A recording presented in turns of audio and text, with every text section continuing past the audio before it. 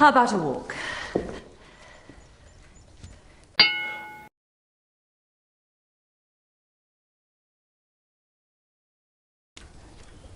Dr. Day said not to exert myself any more than necessary. A short walk.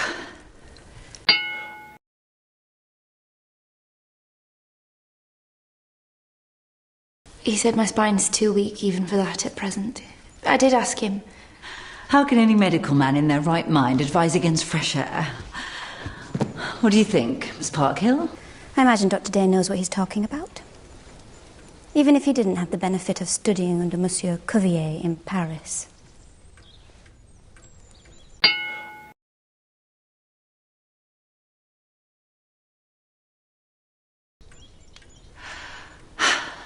I think we should visit Dr. Belcom again in York.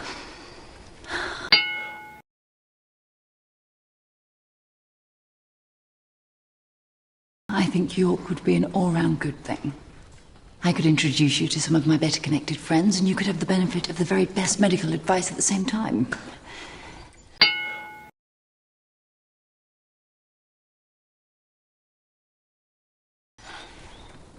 Come on, let's have a hit of backgammon before we vegetate.